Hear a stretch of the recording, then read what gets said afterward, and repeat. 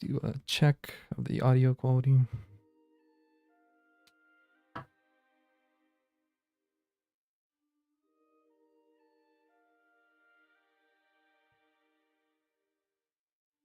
Check Twitch. I can hear the music and stuff, and myself.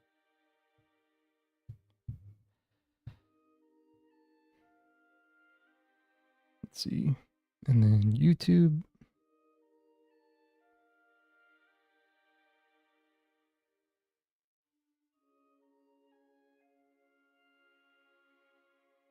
Go to my channel.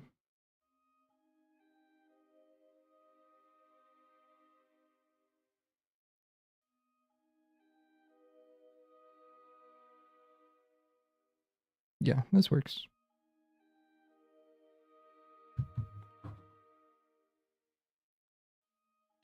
So first thing I want to do is look and see what the main questions I want to know are. So how many people immigrate the United States?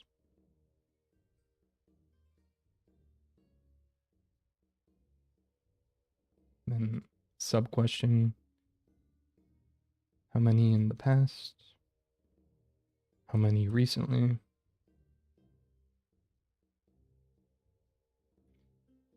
Is there a particular effect from surges in immigration? What else is there?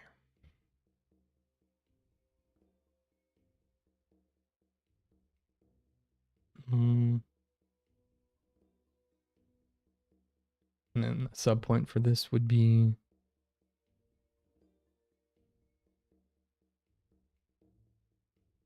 how many people in the past, I guess, per year? How many recently per year?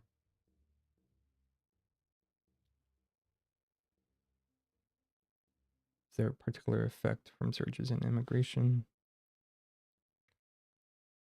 How many people in the past year? Are there examples of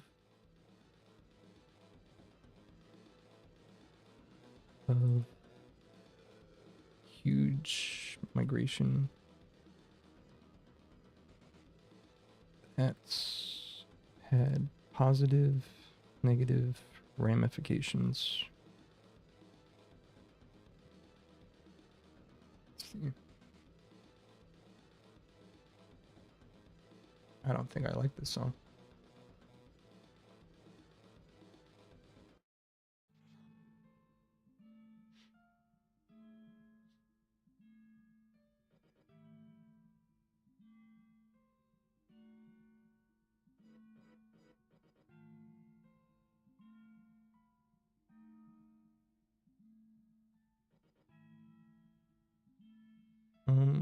What have been the effects of particular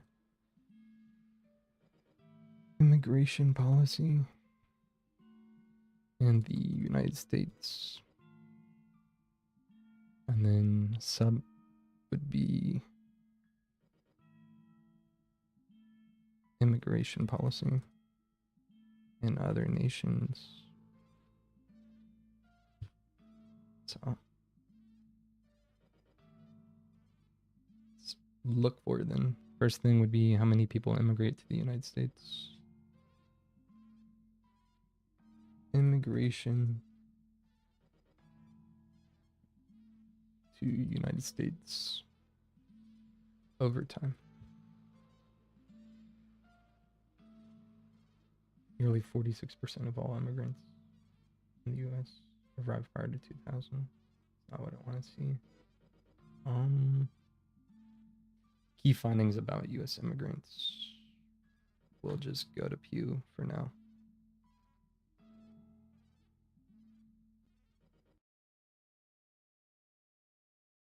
Any charts? immigration as immigrants as a share of the U.S. population. The snipping tool.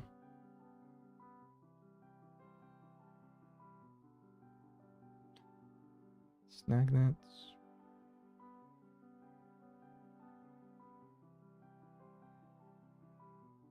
Where did my cursor go? There it is.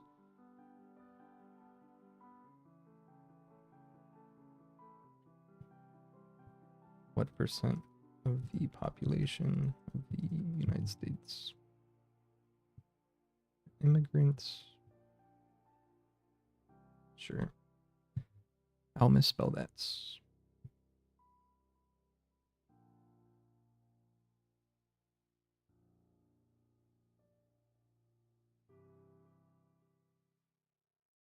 Center it.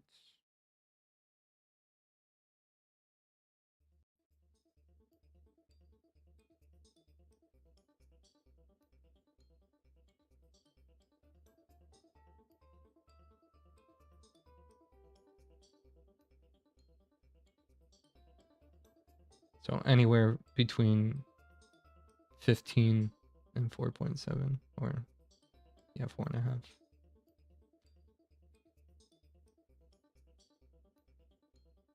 Doesn't seem like it's that significant of a jump. I also don't know why they go from 10 to 18. Because they try to do it in 10-year intervals, and that doesn't look like it's only 8 of 10. That looks like half. So like that jump looks smaller than maybe it could look if it was properly proportioned.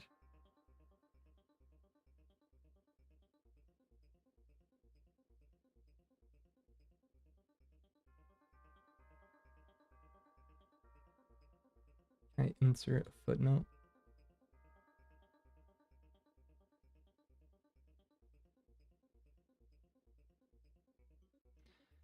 Let's go to this, copy, paste, apply.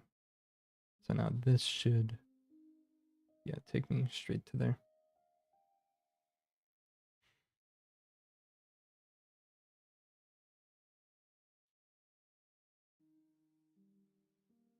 What else?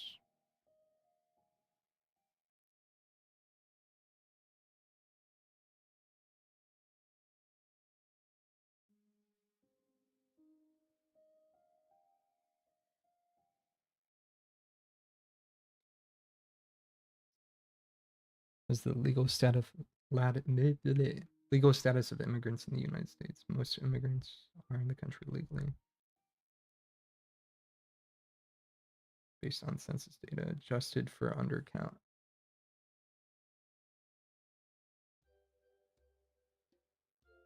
And then how recent was this calculation?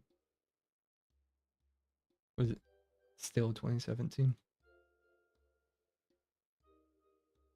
It doesn't explicitly say that.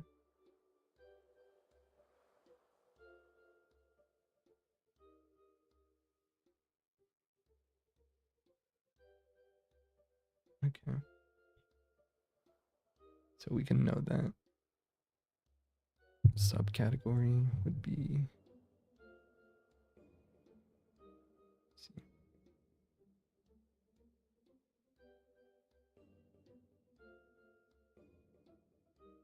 There we go.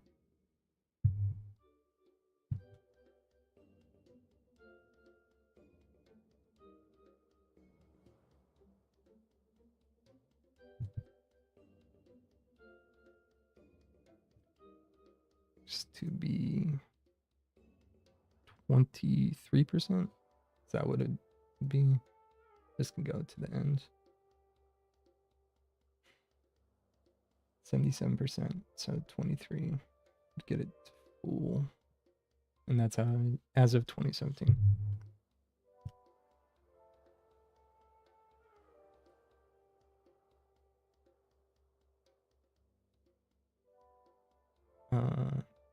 Here illegally or let's say undocumented or sure unauthorized is their wording. could probably just be translated to illegally. But then we'll put in parentheses Pew Research again. See above for link.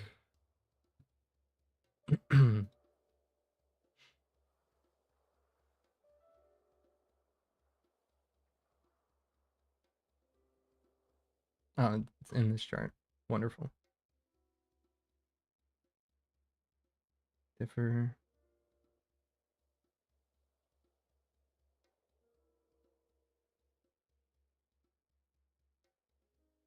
Not all lawful permanent residents choose to become citizens. Well, yeah.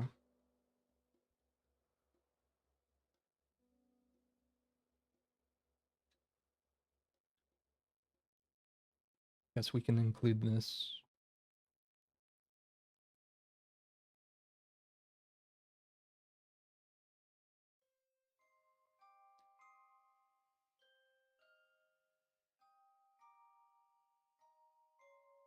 Then subcategory.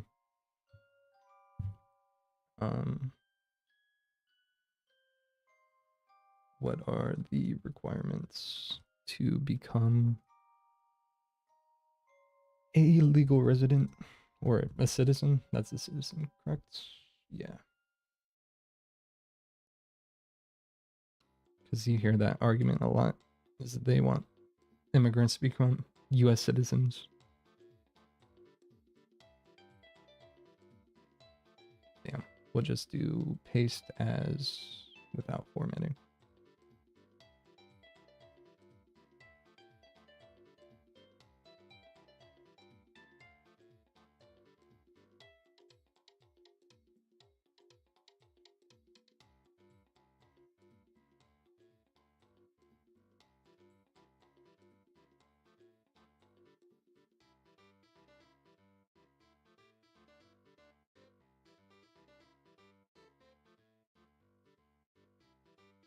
Let's look at these requirements.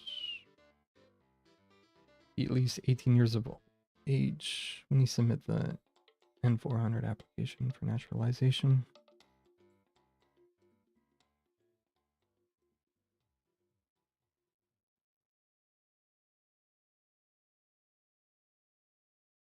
Show you've been a lawfully admitted permanent resident for at least 5 years.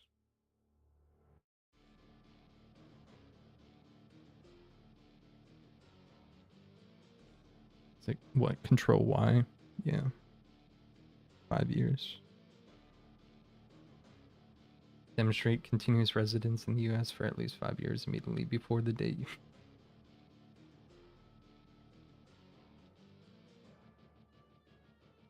And it has to be continuous. For these two. For show you have been physically present in the United States for at least 30 months out of the 5 years.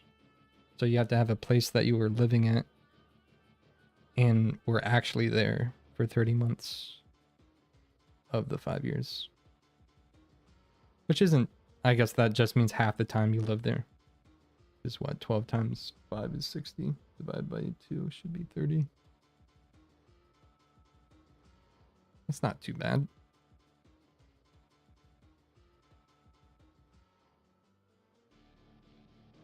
Show you have lived for at least 3 months in a state or a USCIS district having jurisdiction over your place of residence.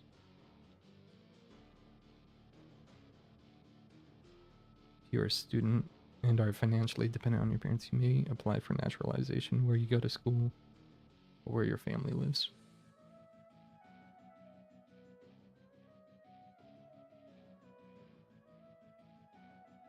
And then you have to be in a certain state for 3 months.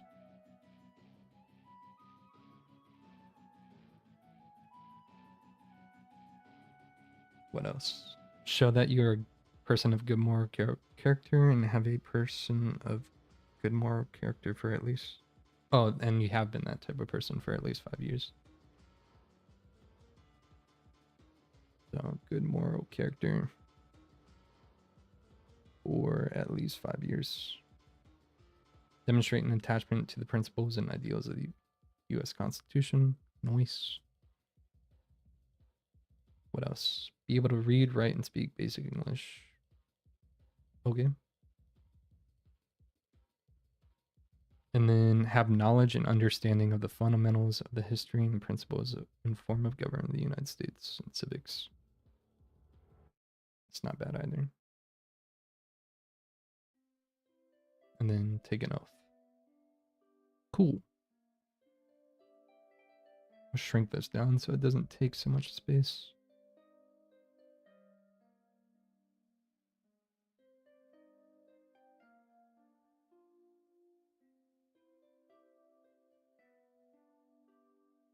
Do I bold it? No, it won't help. It's already highlighted.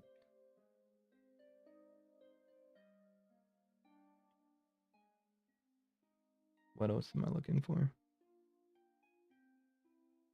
And then subcategory of what are the requirements would be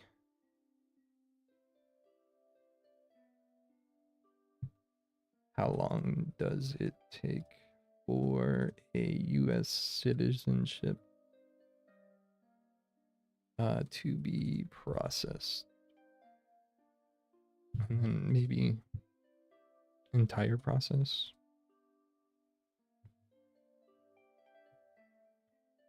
Move this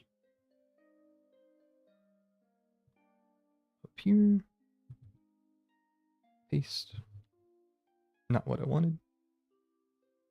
There we go.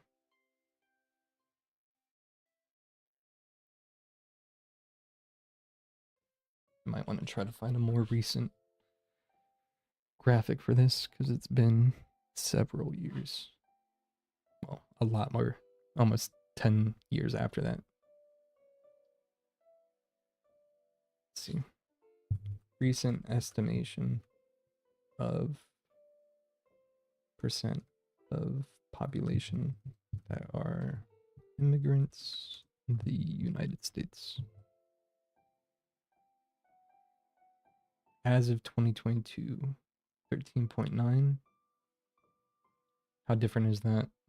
It's only a 0.2%, but that I also don't know what the total population change in the United States was from 2018 to 2022.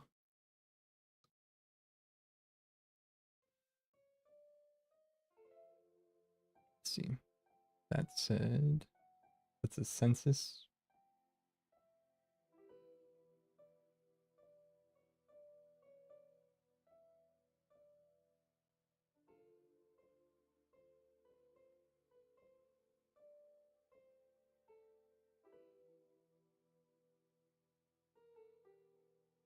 Why use the 2021 value in 2023? Maybe it wasn't calculated yet. Probably for 2022. The census.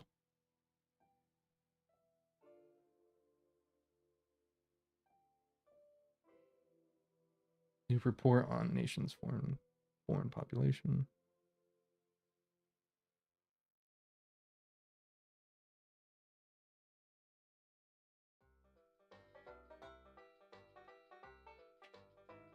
This is silly music.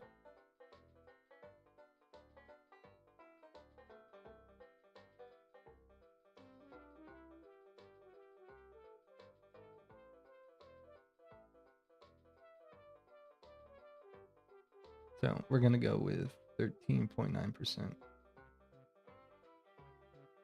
13.9%. It's gonna be 2022.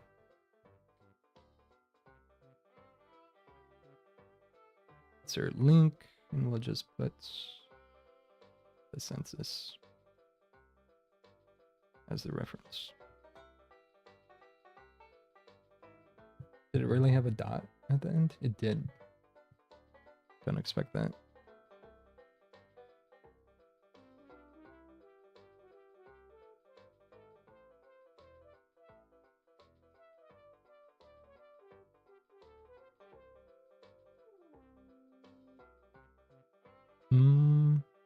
12% of the population of the United States are immigrants.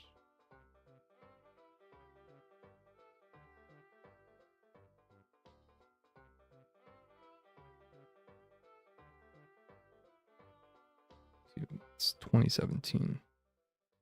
Pew Research.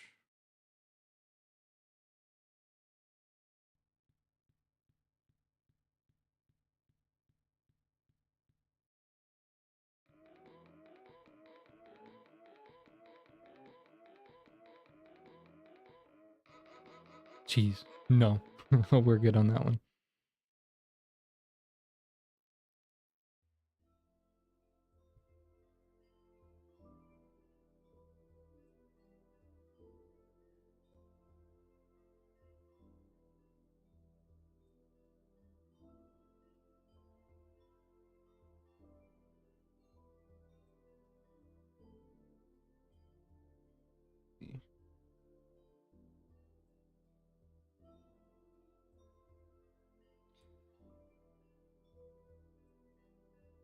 Can I get a more updated value for that?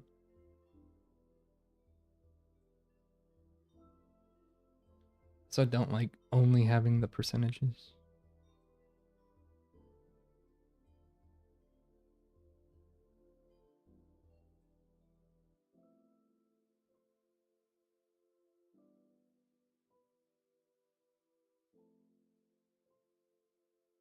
What all was here?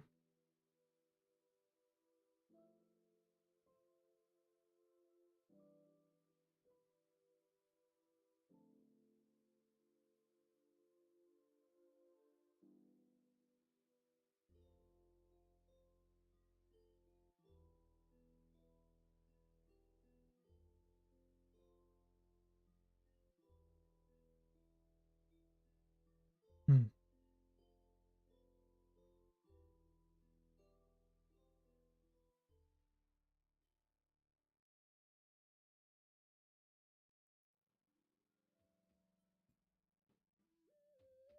Oh, you can go by country. That's crazy.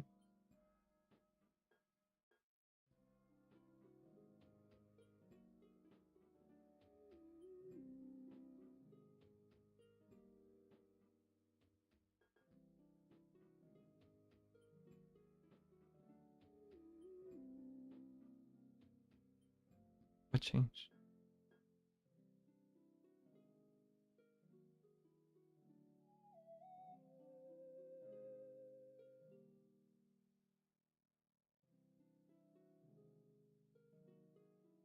So Florida, Texas, and then California over a 10-year period. So that comparative profile do.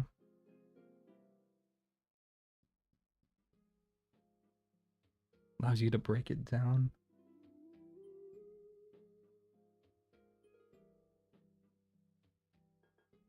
Okay. Still need more summary stuff compared to anything more specific right now.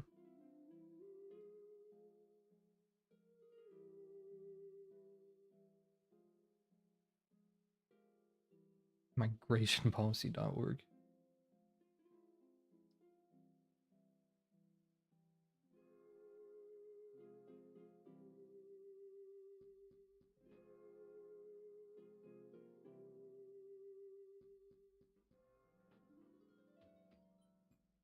Isn't too bad.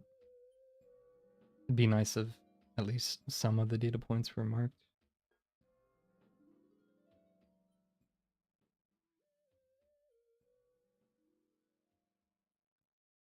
This is by the Migration Policy Institute. Is that who owns this webpage? Yep.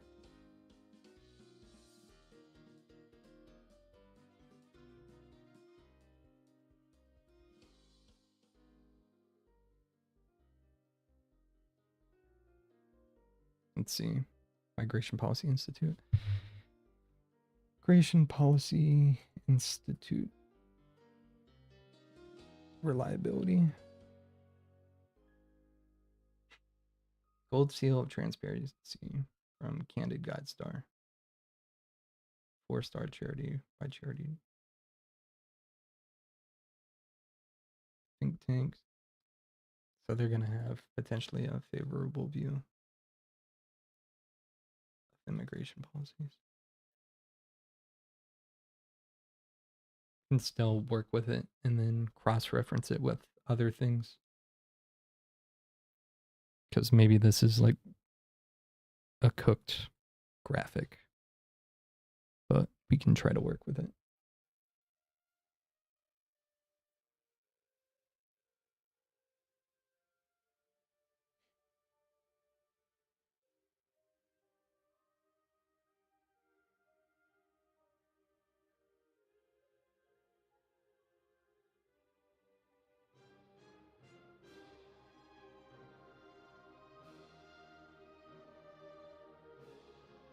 Okay, that's a bit loud. Let's adjust that. Well, I can go up here instead of my computer system. A bit better. Can close the snipping tool.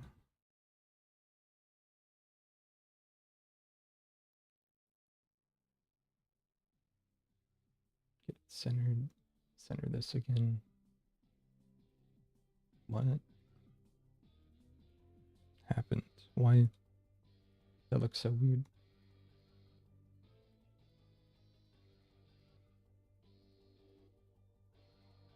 Why is this center different than the center for this?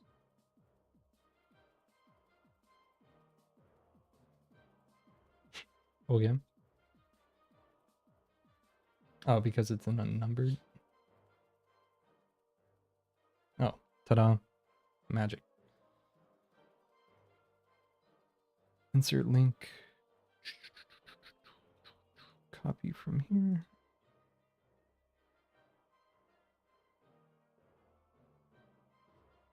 See if anyone's online.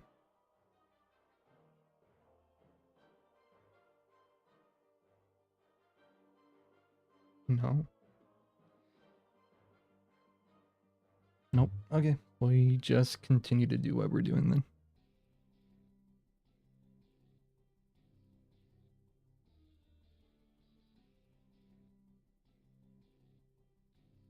Fuck it. If we have the immigrant population, we might as well try to find one that has immigrant population versus immigration population growth. Why is that a recommendation?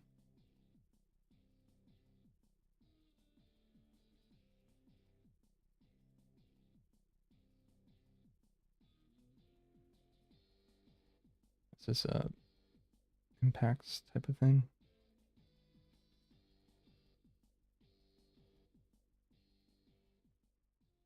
Okay, that's not what I want right now. Immigrant population versus total population growth.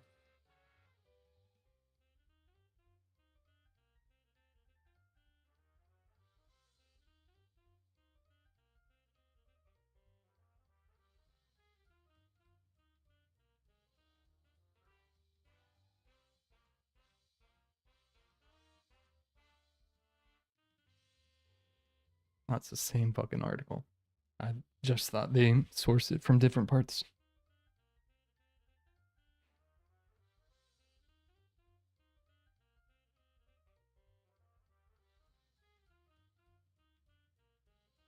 Hmm. Let's see. Whoops, that's loud. Do like a immigration summary.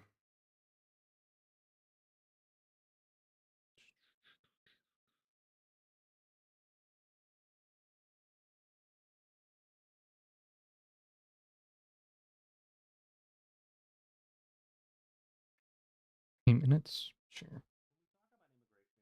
We talk about specific kinds of immigrants, like illegal immigrants or immigrants here to do high skill jobs, like software engineers. Taking a step back and looking at the whole picture might help. No, that's too far. Seeing all the types of immigration together would help you understand where some of the different immigration arguments fit into the whole system. So we'll try to answer two questions. One, what are the different types of immigration to the US? And two, how many immigrants come here in each category? First, the different types of immigrants. You can come to the US if you're married to or engaged to a US citizen. The rules are a little different depending on whether you're married or not and how long you've been married. You can also come if you're in the immediate family of a US citizen, like a parent, sibling, or child. There's also a special category for orphans adopted by Americans. When a citizen's family members are coming to the US, there's no limit to how many husbands, wives, children under 21, or parents that can immigrate. But if a citizen wants to bring their adult children, their grandchildren, or their brothers and sisters to the US, there is a limit every year, so it's first come, first serve. You're also not eligible to come, even if you qualify, if What you've is committed that? a serious crime, stayed past the end of your allowed first come, citizen wants to bring their adult children, their grandchildren, or their brothers and sisters to the US, there is a limit every year, so it's first come, first serve. You're also not eligible to come, even if you qualify, if you've committed a serious crime, stayed past the end of your allowed visit, or haven't been vaccinated. The State Department can also keep you out if they decide you're a security risk or that you'll probably need welfare. The next big category, aside from family, is people coming here to work. First, a business has to apply to be able to hire an immigrant and then offer a specific person a job before that person can even start the process. The first group is people who have extraordinary abilities in science, arts, education, business, or athletics. We're talking national or international reputations, like Nobel Prize winners, national soccer champions, and that sort of thing. These people also don't need to have a job offer before they come, unlike everybody else. Another part of this group is professors and scientific researchers coming to take jobs at colleges and universities, or managers and executives at multinational companies transferring to US office. The second group is people with advanced degrees like PhDs, MBAs, MDs, and so on, experts in their fields, and people with bachelor's degrees and several years of experience. The third group is regular, unskilled, skilled, and professional workers. This means people whose jobs take less than 2 years of experience or training, people who need more than 2 years, and people who need a college degree to do their jobs. The fourth group includes a bunch of small special groups like broadcasters, ministers, former US government employees, Iraqis and Afghanis who worked with the US military, and some graduates of foreign medical schools. The fifth group is people who've invested at least $1 million or $500,000 in high unemployment or rural areas into businesses in America. The business has to create at least 10 jobs for American workers within 2 years, and that doesn't count any jobs created for the investor's family. Each group gets a percentage of the total amount of visas That's given out every year interesting. for immigrants coming here to work. Being in a more selective group makes it way easier to get in, so start winning pie eating contests, future Americans. There's also a limit to how many people could come from a particular country every year, on top of the category limits. So you might be within the limit for your category, but if people from your country are 7% of the people who immigrate to the United States that year, no one else from your country can come. The next kind of immigrant is a refugee, meaning someone who flees their home country due to a reasonable fear of being persecuted for their race, nationality, religion, political views, or being part of a particular social group. There's a limit to how many refugees can come, and then also limits to how many can come from a particular part of the world. If you'd like to learn more about how refugees come to the US, check out our video on it. One big change is that President Trump has signed an executive order which stops all refugees for 120 days and doesn't allow refugees from Syria at all. After 120 days, about 4 months, the yearly limit on refugees will be cut from 110,000 to 50,000 a year. Finally, there's a special lottery for immigrants. Every year, 50,000 visa applicants are randomly selected from countries which have sent less than 50,000 immigrants to the US in the last 5 years.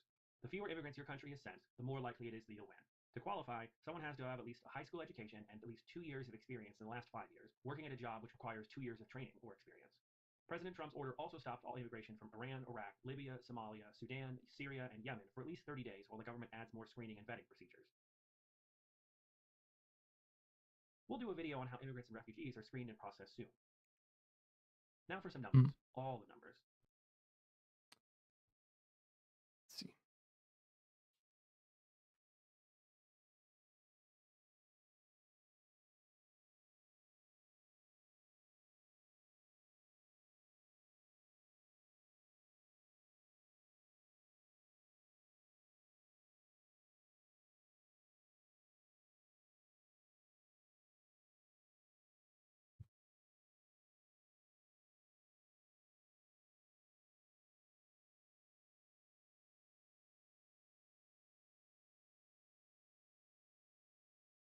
Hmm.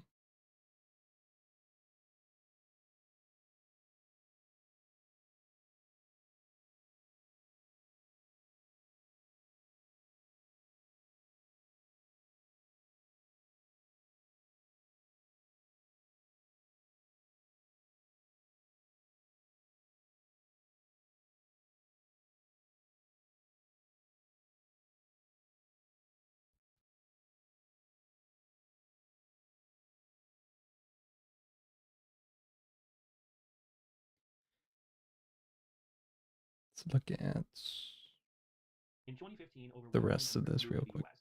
Most of them came because they had family already here, especially immediate family, and the biggest category of those were husbands and wives reuniting. The second biggest category is people coming to work, and then the third was refugees. In 2014, about 18 million children were living with immigrant parents, and that number has gone up about 34% since the year 2000. This puts them at about 1/4 of all the people in the US under the age of 18. The number of illegal or undocumented immigrants in the country is guessed to be about 11 million, which is 3% of the total US population of 324 million. This counts people who cross the border, but also people who come here legally and stay past the end of their visa. Some methods are easier than others. Most illegal immigrants are from Mexico, with almost 6 million. After all, it's hard to get here from other places if you're poor. But the number of undocumented immigrants from Mexico has been going down since 2009, with more coming instead from Central America, Asia, and Africa. Studies guess that 8 million are working out of that 11 million total, which means about 5% of the total workforce. The total number of immigrants in the United States is guessed to be about 43 million out of the US population of 324 million. That's about 13.5%. There are also a little over 1 million permanent legal residents in the US who aren't. So that's permanent immigrants. But what about Okay. I don't know if that actually helped me process shit. Besides knowing that there are different categories and requirements for some things, those aren't my initial questions. Let's see, are there effects of large immigration surges?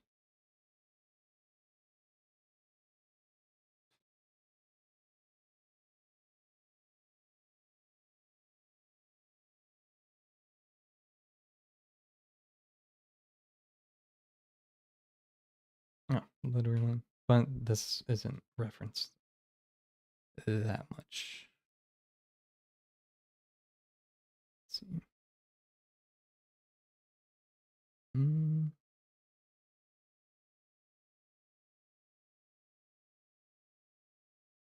me pull it up in a separate window.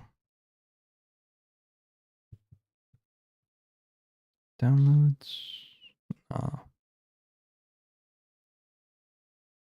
Was it downloads? Yeah, it'd be in downloads.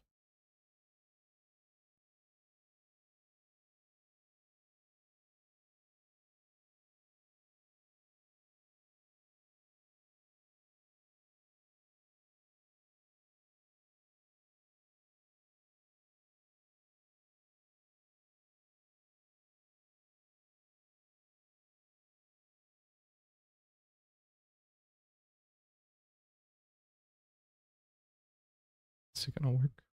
There we go.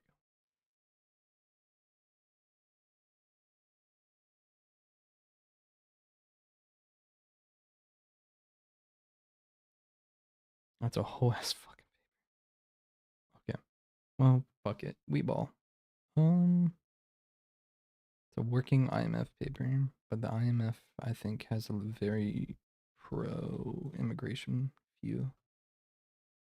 Novel approach to measure the dynamic macroeconomic effects of immigration on the destination country, combining the analysis of episodes of large immigration waves with instrumental variables techniques. Distinguish the impact of migration shocks in OECD countries from that of refugee immigration in emerging and developing economies.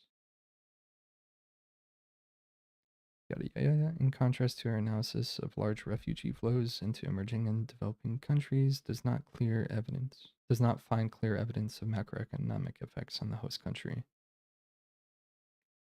Well, they say on the host country. Is that like at the like county or like regional level, or just on the entire country? Because that'd be interesting to know. I can add that to the list. The country level at the state level at the region can be bigger than state, I suppose. At the regional level, at the county level, and maybe even at the city level. So like who, if at all, is drastically impacted by this and at what scale?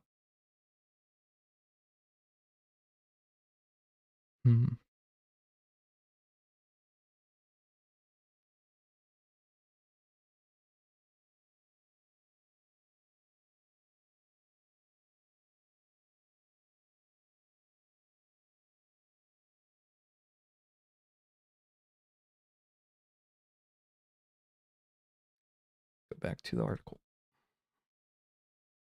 Spain experienced a wave of immigration starting in the early 2000s, which raised the share of the foreign population from 2% in 2000 to 12% in 2011. Happened at the time of an economic boom and record low unemployment rates. Did the immigration cause the economic growth, or was immigration simply driven by improved economic prospects at the time?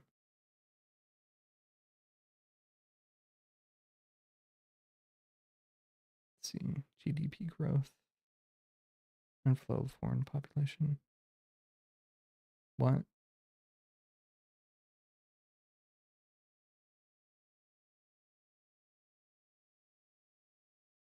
And it looks like you could do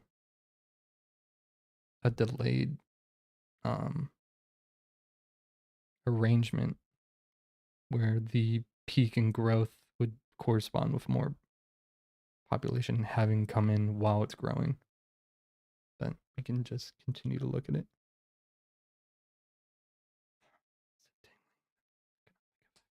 Of migration from the drivers. Migration can be difficult since migration is often in search of better economic opportunities. Prospects for economic growth in a given destination country may draw migrants in rather than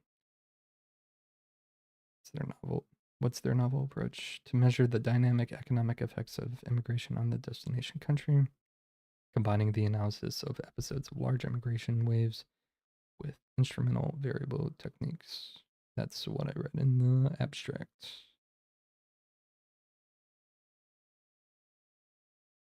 Motivation for this instrument is the well-known pattern that migrants from a given source country tend to choose destination countries that already have a host of a large number of immigrants from that source country. Yeah.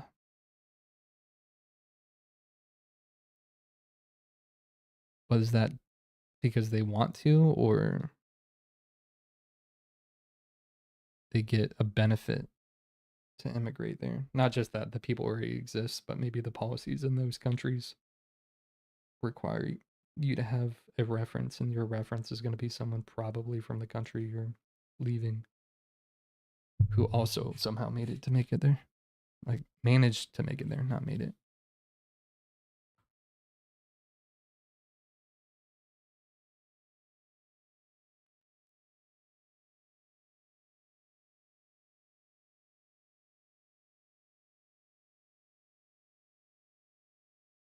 Estimates of the effects of migration. This is important because the immediate macroeconomic impact of immigration can differ from the medium term impact.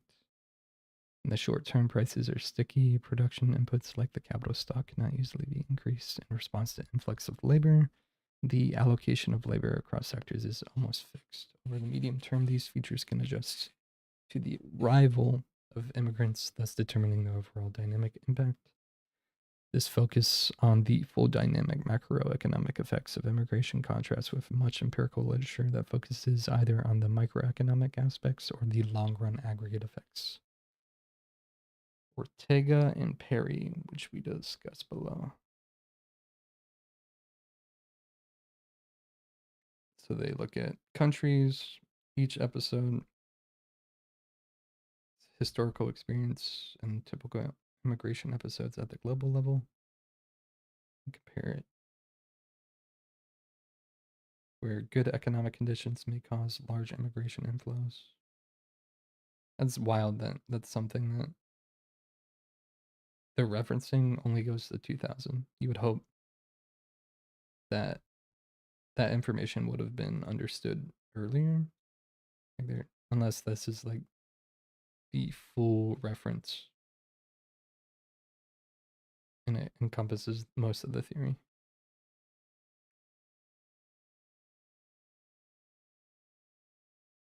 Study typical shift following constructed from the past stocks of immigrants from different origin countries. The study of the impact of refugee flows into emerging and developing countries. We define the IV from a combination of historical bilateral migration flows and proximity variables from the migration gravity literature. The fuck is migration gravity? It's probably what they referenced earlier. is the migration gravity model. Just if you already have someone from a country, they'll pull to it.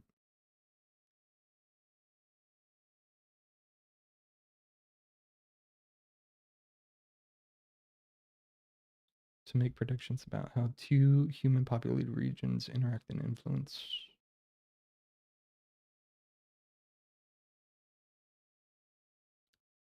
Is this shit copyrighted? Study.com. We'll see. Sir Isaac Newton, the 17th century. Instead of gravitational pull, however, we are interested in the degree of interaction between cities, towns, or regions. So, how does this work? Newton's law of gravity predicts that bodies which are larger and closer will exert more force. Our main variables are size and distance. In the gravity model of human geography, we can use these same variables. Size is measured in population, and distance can be measured using any metric. Interaction is proportional to the size of each plate. Inversely proportional. Oh, great. Costs money.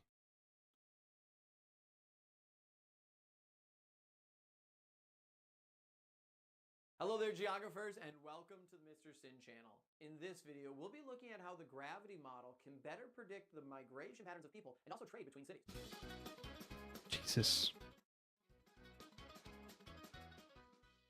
So this video is actually going to be part one of a two-part series. This video is going to be looking at how the gravity model can be used to predict the migration and trade between cities. Part two is going to actually look at how the gravity model can be used to see what's going on with the location of different services within a settlement. Kind of similar to the central place theory that we covered earlier in the channel. Now, make sure you use your guided notes while watching these videos. You can find the guided notes in the description below. The guided notes go along with the video and it'll help you understand all the important information. The gravity model was created in 1931, and it tried to better predict the interactions that would happen between different cities. Now, this is based actually off Newton's gravity model, so it's pretty similar in a couple different areas. This model looks actually at distance, and it's going to also look at the size of the cities. And what we can see is actually how much they're going to interact. The larger the city, the more pull factor it's going to have. Think of it actually, if we're connecting actually back to gravity, like a planet. If you have a really large mass, it's going to have a greater pull. If we have a city with a lot of people in it, it's going to have more services. It's going to have more opportunities. It's going to have more economic gains, and it's going to attract more people to it.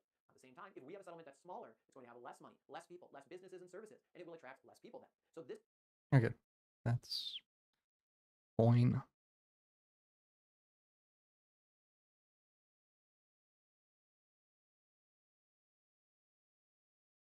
Bilateral migration flows and proximity variables from migration gravity literature. The third and final step relies on a two-stage. Oh, I can play this shit again. And then I guess pull this up and put it to the side. Because why not?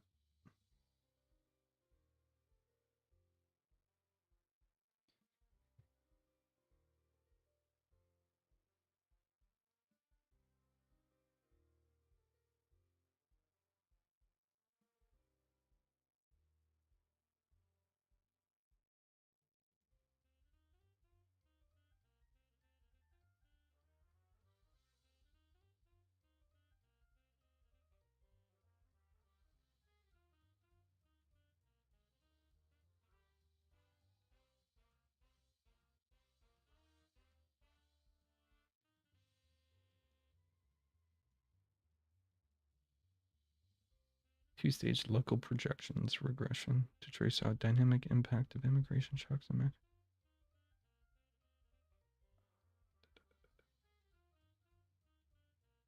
It's just the history of the literature. I might be frying my brain because I haven't looked at this stuff in like over 2 or 3 years. I have to build up stamina for this shit.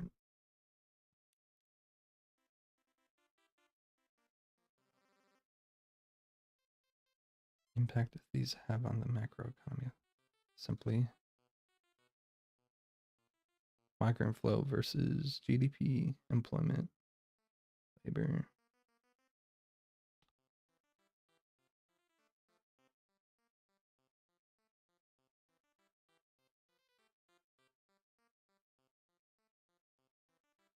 Instrumental variable strategy for immigrants in advanced economies.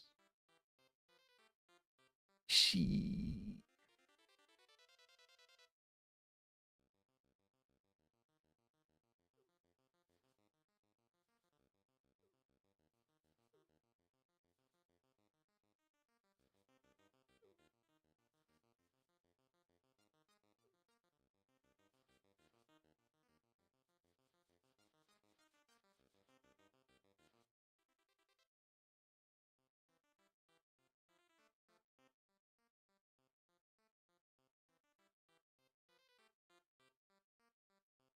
I'm definitely getting way too into fucking weeds. When I don't even know what the fucking overview is. We'll just skim this shit. Average size of yearly immigration shocks by country. Is that New Zealand?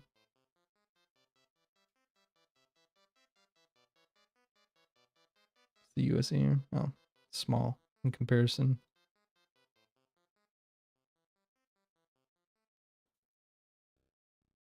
Do do do do do do do.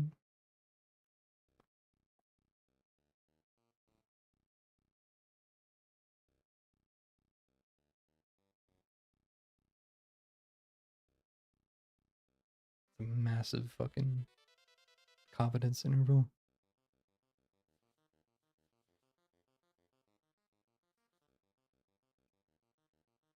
But if it's all above 0 with a confidence interval, then you could probably confidently say it has a positive impact. So positive impact on outputs. Can't really say that with confidence with I don't even know what the fuck TFP is. Is it in here? TFP. Total factor productivity.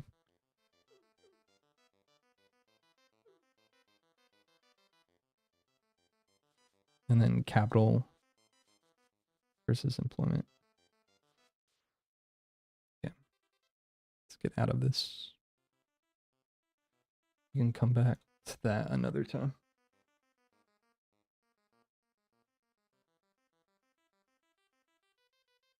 Are there examples of huge migration? Well, we can look at this paper.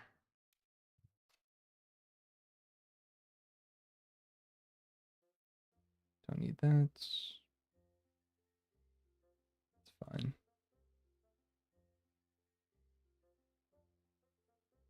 Fuck, what was that document's name? Load. Downloads.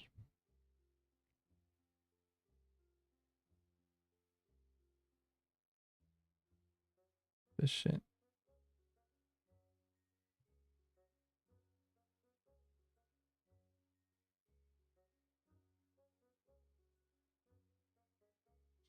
Oh, it still fucking doesn't. Nice.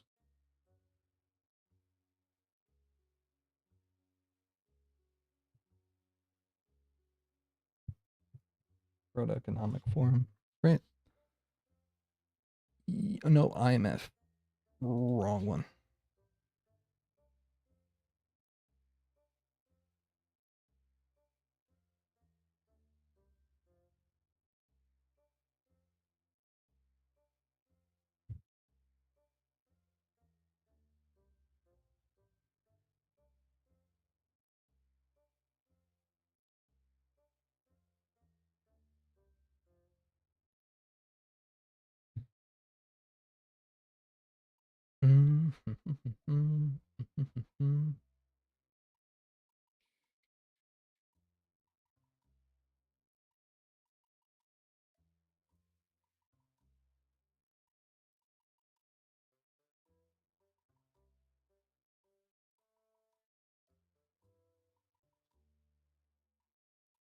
Provides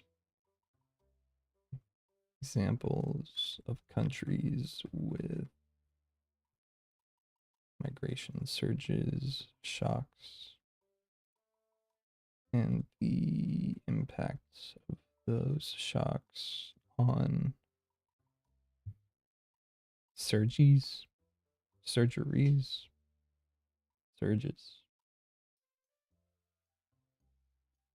What else is there? Provides examples of countries with migration surges, shocks, and the impact of those shocks on different metrics. Dang, let's go back to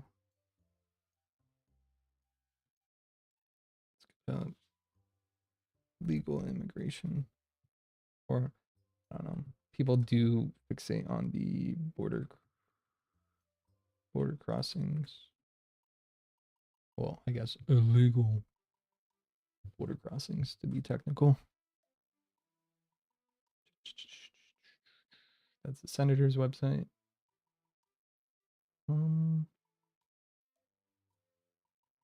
What? Reach highest legal border crossings plunge. What?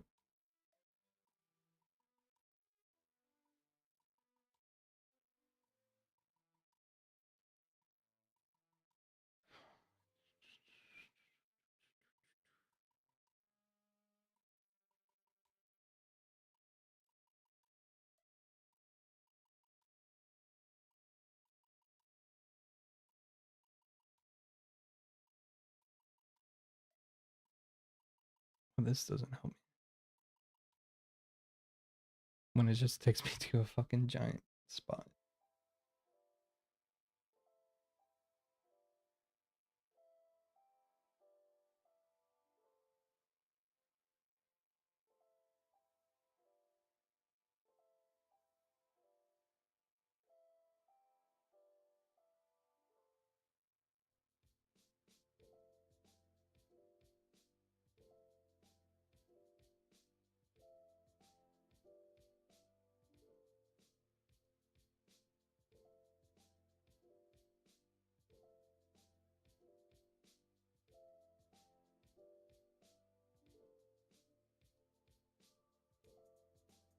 I just want the metrics. It's from 2020.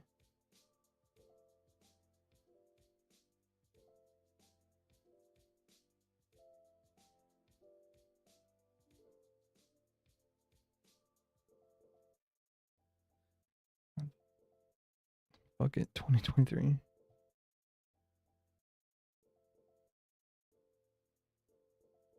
Where's the fucking data sheet? View it online. Counters. Sure. Ah, Jesus. Why only 3 years?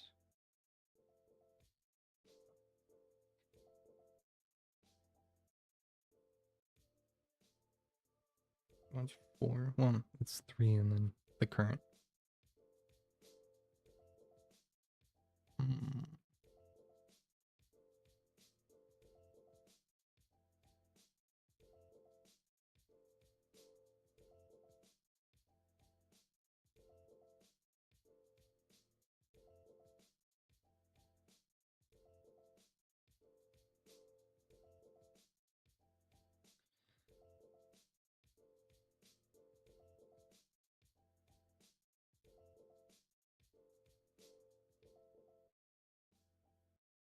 The many recent 3. Many.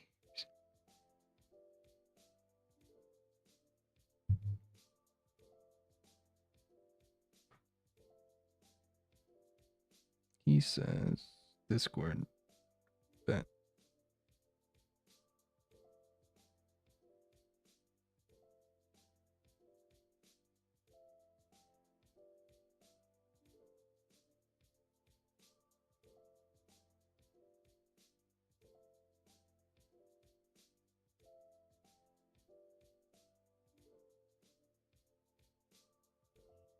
Well, Buddy says Discord is an option. So let's pop in there.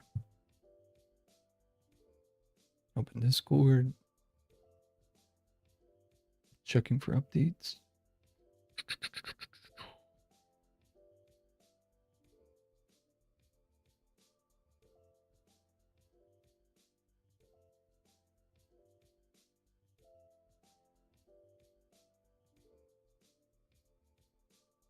I can join on my phone first. Give me a second.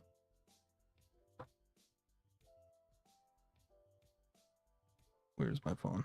There it is. Just mute my mic.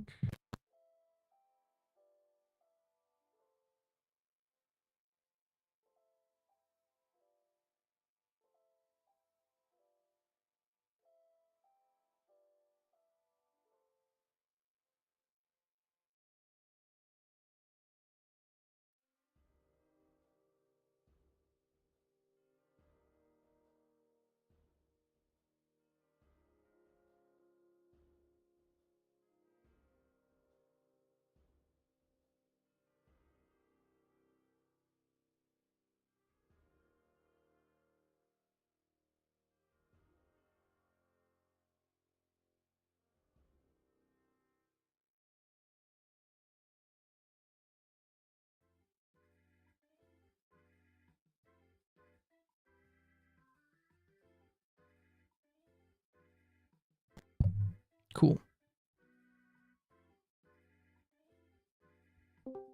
Yo, yo, yo, yo. What's up, buddy? Why'd you say buddy?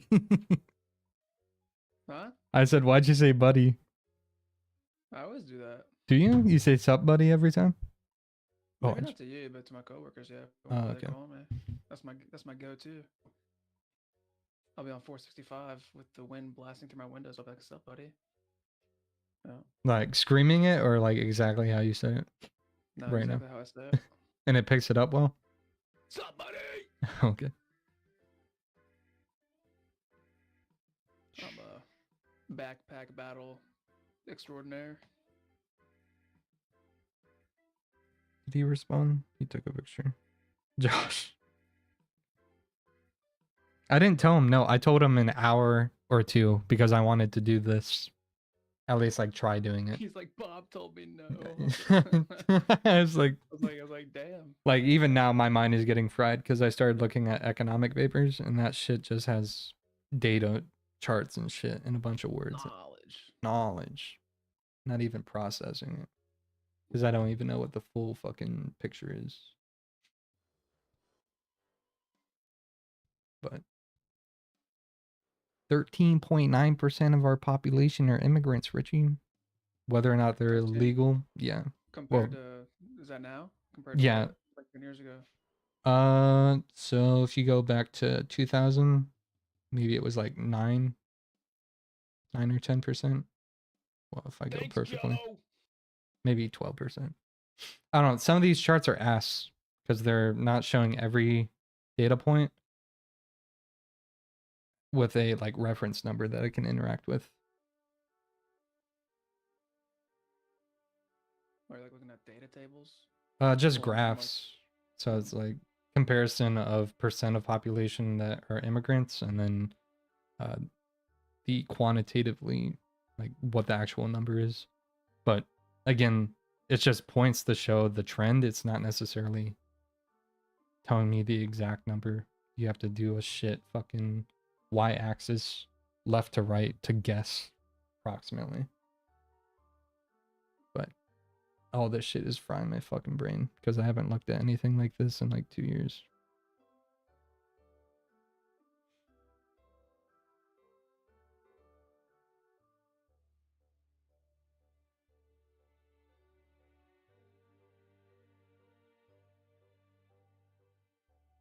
But I'm probably almost ready to play games.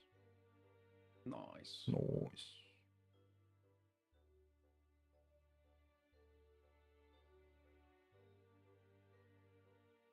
He just took a video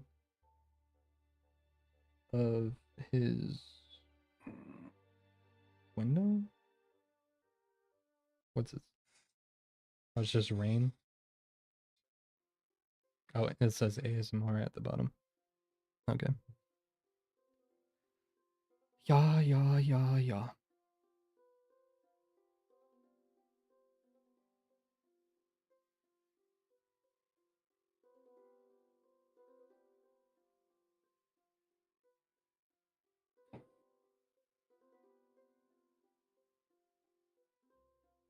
Eh.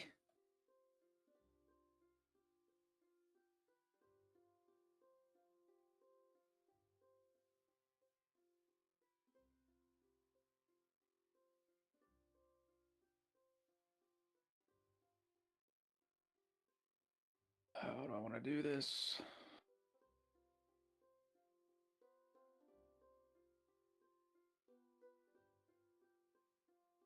Let's see.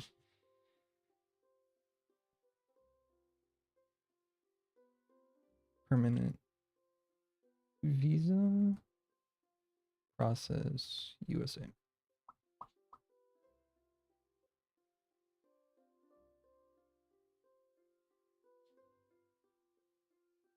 Limit per year.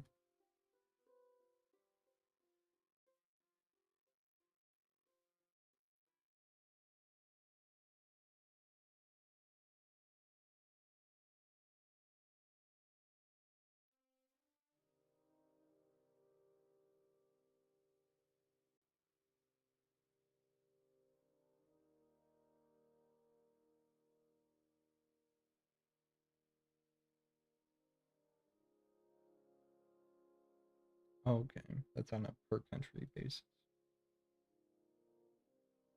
Jesus.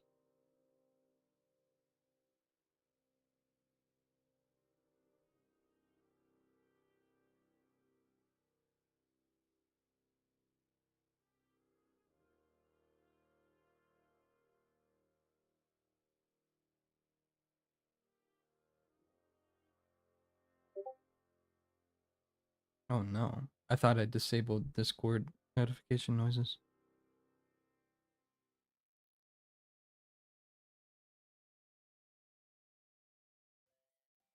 Hmm. In fact, I swear I fucking did. What's pinging you? I don't know. I have too many active notifications that are live that I haven't interacted with. Yeah, enable desktop notifications. I got rid of that. Sounds?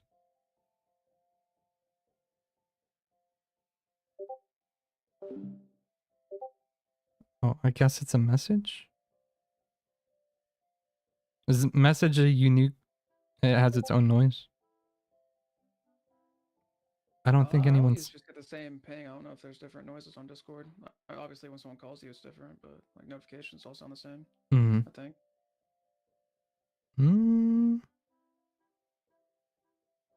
I'm looking. I ain't seen shit.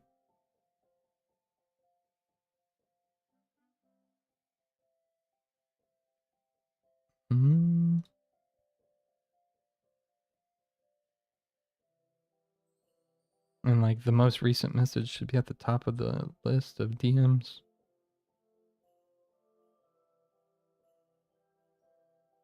Settings. Notification.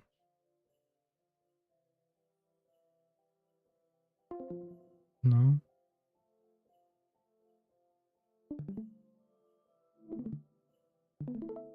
No.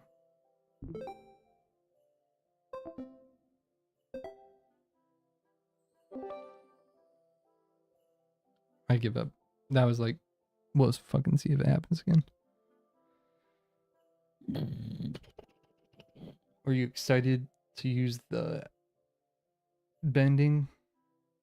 Fire, Is there air? more bending? Yeah, there's fire, air, and Oh earth. God. I'm from... I guess. Oh, and then they fucking vaulted the Zeus lightning, the wings, and the chain until May 3rd. So like you have 2 weeks at the end of the season for it to come back. Yeah. So when the shit ends for the last Airbender, they'll bring them back. But it's also the Greek season. So like, why the fuck would you like? Are they reworking it? Maybe. No, they already like put in the whatchamacallit. They're just gonna put emphasis on the bending then. Yeah. But then by May 4th, that's when the Star Wars shit will come back. So I don't know if they listed it as their argument is that they wanted the loot pool to not be as like muddied with so many special items. But by the time they bring them back, it's going to be the mythics for Greek mythology plus like the Star Wars shit. So, but I'm pretty sure that airbending is like strong mobility. So that'll be interesting to see. But you can still get tokens and the whatchamacallit, and guns from the bosses. You just won't get lightning, the wings, or the whip. And apparently they buffed the whip and then it's not even available. Oh, no way. Yeah, so they buffed it even more. Yeah. I just started using that. I fucked with that, not gonna lie.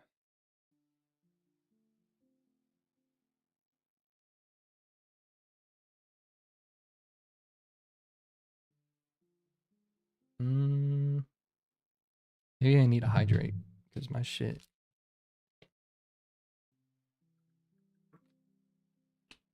Yeah, I'm just gonna end this, and then if we play games, I'll hopefully stream that. I don't know how to communicate that, whether or not Josh wants to deal with it. But I'll end this right now in 3, 2, 1. Thanks anyone that came by appreciate it. And if you're watching the VOD, appreciate